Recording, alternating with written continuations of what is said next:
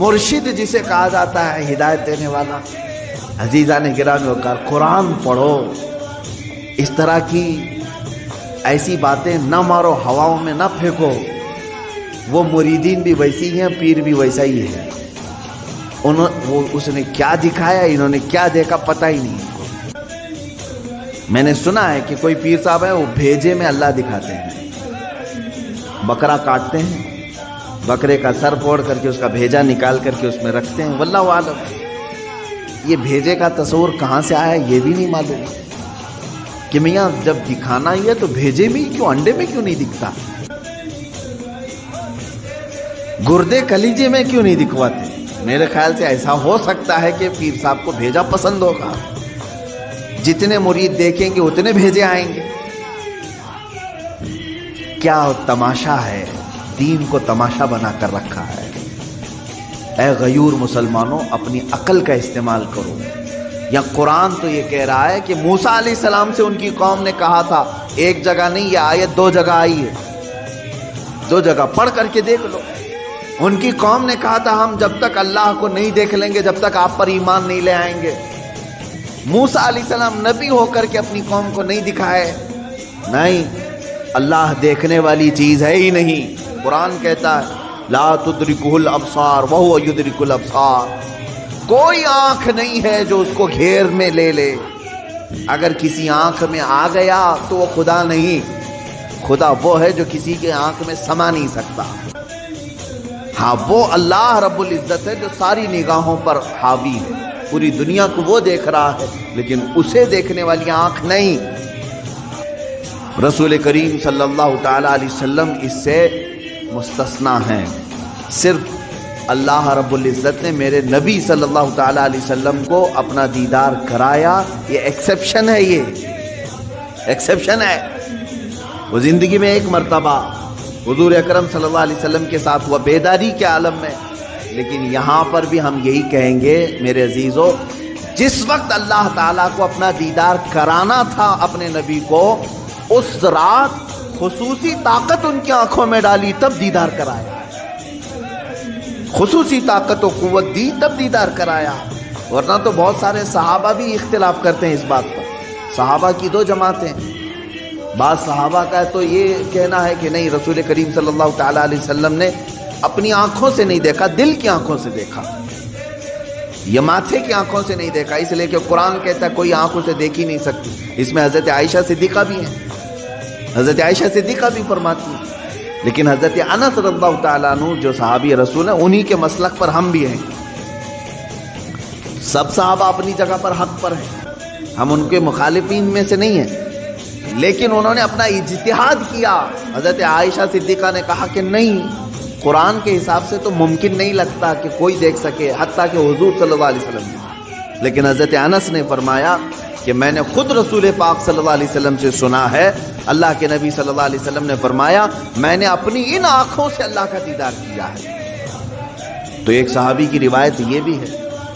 تو یہاں سنی ہوئی بات ہے حضور سے، اس لیے ہم اس کو زیادہ قبول کرتے ہیں، اور وہاں حضرت عائشہ کا اپنا اجتہاد ہے، حضور سے نہیں سنا انہوں نے۔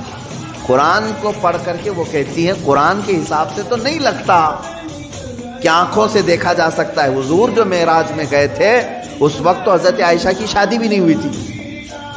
حضور صلی اللہ تعالیٰ علیہ وسلم جب معراج میں گئے تھے، حضرت عائشہ رضی اللہ تعالیٰ عنہ اس وقت تھی ہی نہیں۔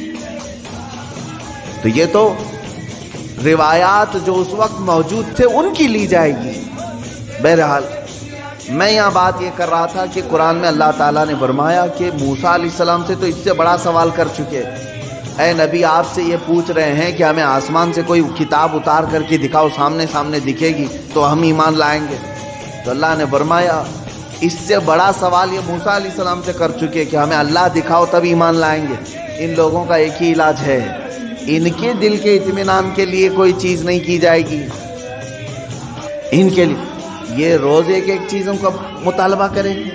اب مثال کے طور پر اگر ہم یہ کہیں کرامت حق ہے، مانتے ہیں کہ نہیں؟ کرامت حق ہے، میں بیان کر رہا ہوں تو میرے ہی پیچھے پڑ گئے، ابھی کر کے دکھا دو، ابھی کر کے دکھا دو۔ اچھا کیا کر کے دکھائیں؟ تو کہیں گے مٹی میں سے تم سونا نکال کے دکھا دو. ہاں میاں تم کو جو چاہیے وہی کرامت بھی تم کو چاہیے، سننا نکال کے دکھائیں.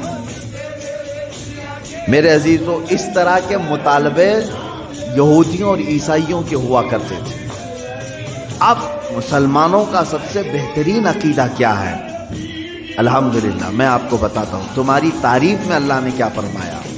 یہ واحد قوم ایسی ہے میرے نبی کی کہ جب میرے نبی نے کہا اللہ ہے تو انہوں نے مان لیا.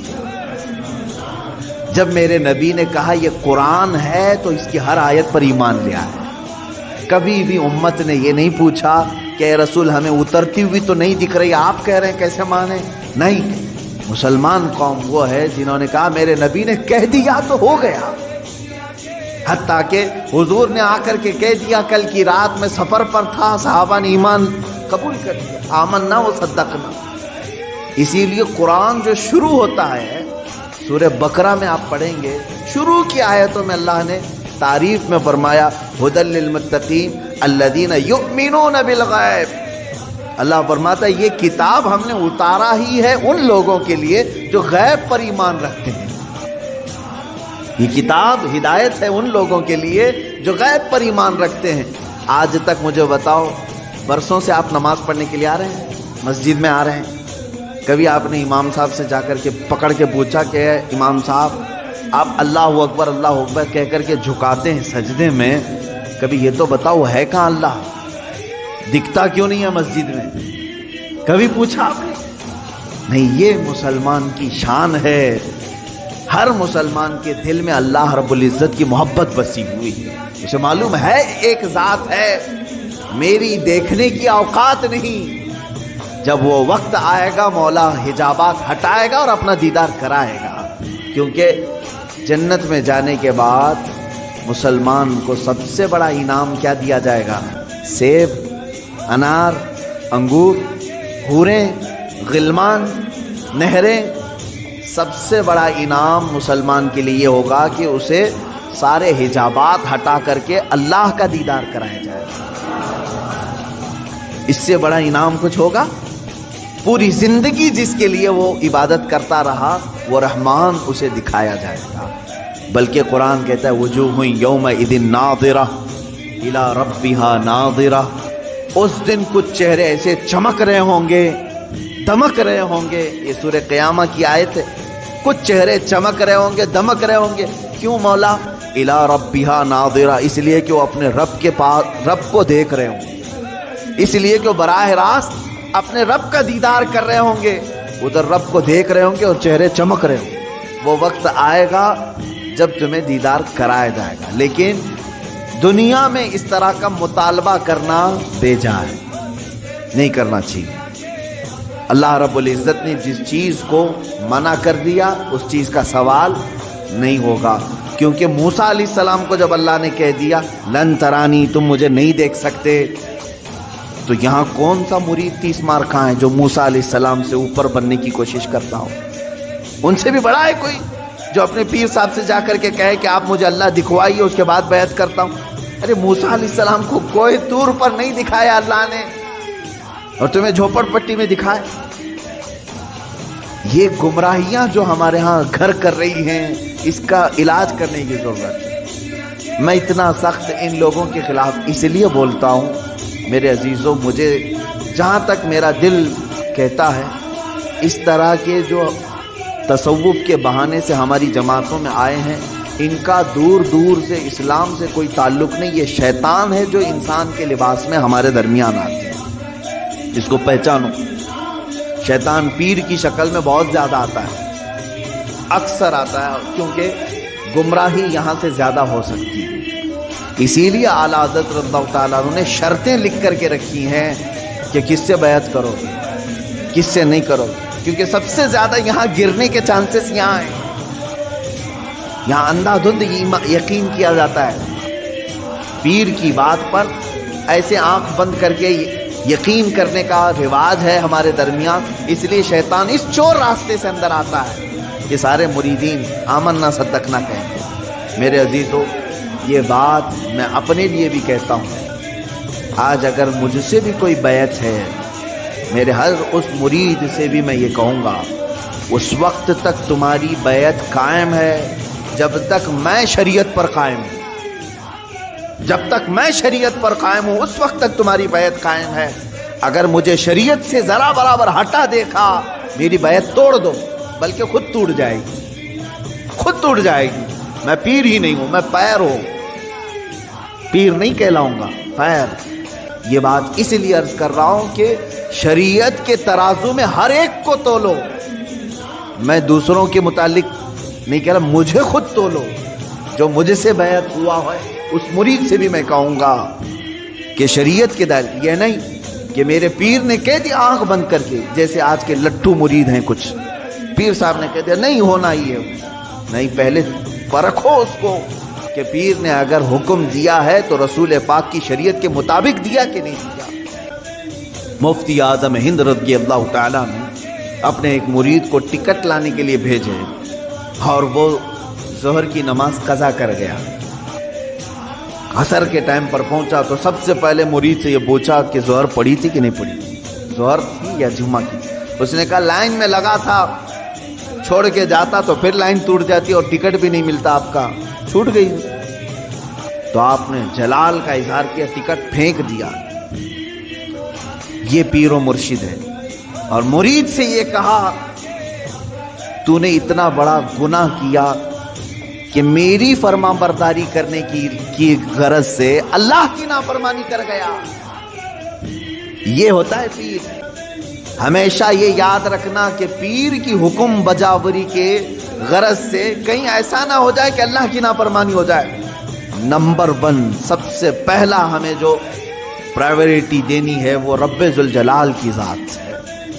حتیٰ کہ میں نے ایک روایت یہ بھی سنی، بڑے بزرگ عالم دین ہیں، میرے والد گرامی خود سرکار مفتی اعظم ہند سے بیعت فرماتے ہیں۔ ایک بار آپ تشریف لائے تھے ایک مدرسے میں، نماز پڑھ رہے تھے ظہر کی، گرمیوں کے دن تھے، علامہ صاحب نے بھی اس کو بیان کیا۔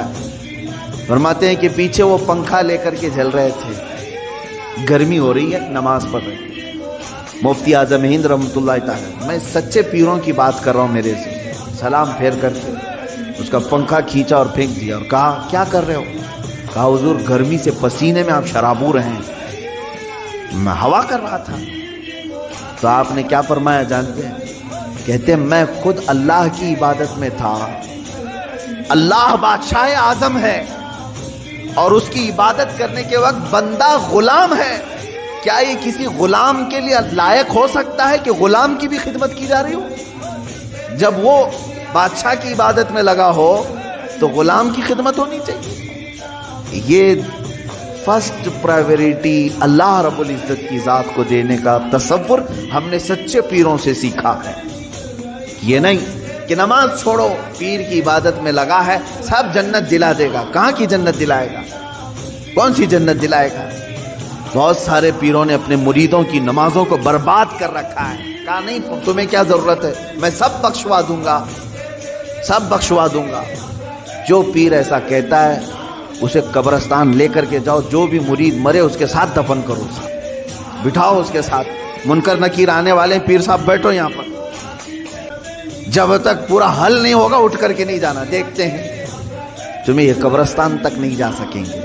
حشر کے معاملات بہت سخت ہیں، جہاں نوح علیہ السلام ڈر رہے ہیں، موسیٰ علیہ السلام ڈر رہے ہیں قیامت کے دن، پیر صاحب کہتے ہیں میں بخشوا دوں گا۔ انبیاء کرام کا حال یہ ہے۔ حضرت موسیٰ علیہ السلام کے متعلق روایت ہے حدیث پاک میں، پوری قوم ان کے پاس جائے گی اور کہے کہ سفارش کریں، تو کیا کہتے ہیں جانتے ہیں؟ اے لوگوں، دنیا میں مجھ سے ایک عمل ہو گیا تھا، ایک فرعونی کو میں نے گھونسا مارا تھا، وہ مر گیا تھا، قرآن میں اس کا ذکر ہے۔ ایک فرعونی وہ لڑ رہا تھا، کس کے ساتھ؟ موسیٰ علیہ السلام کے خاندان والے ایک آدمی کے ساتھ۔ تو ان کے خاندان والے آدمی نے مدد کے لیے پکارا، آپ گئے، اس کو گھونسا مار دیا، وہ مر گیا۔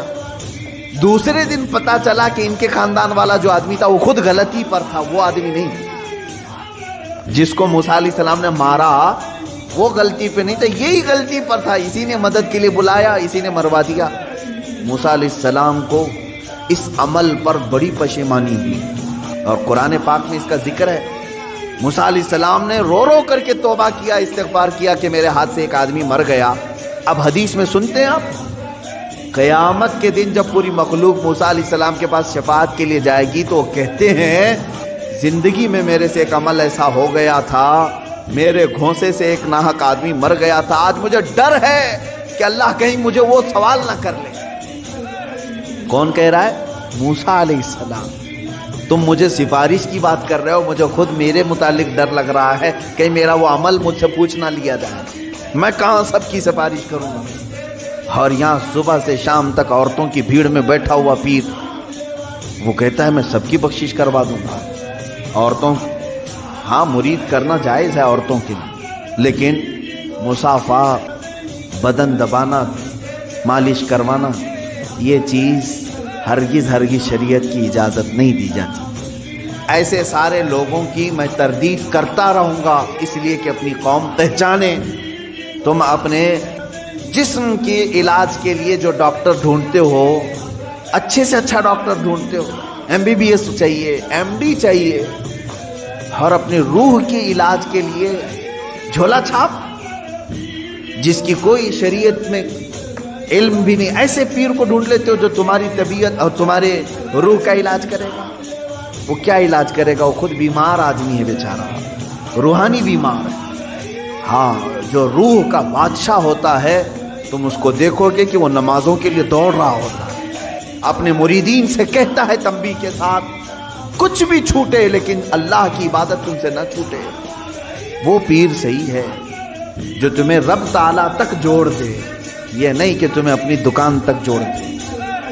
یہاں پر سب آتا رہے، سب تم چلتے رہو، سب ٹینشن فری ہو کر کے جیو۔ کچھ مرید ایسے بھی ہیں، وہ سوچتے ہیں پیر صاحب کے پاس ہم نذرانہ ہدیہ بھیجتے رہیں گے تو ہمارے لیے دعائیں بھی کرتے رہیں گے، ان کا سایہ بنا رہے گا اور ہمارا سب چلتا رہے گا، کچھ بھی بلا نہیں آئے گی، مصیبت نہیں آئے گی۔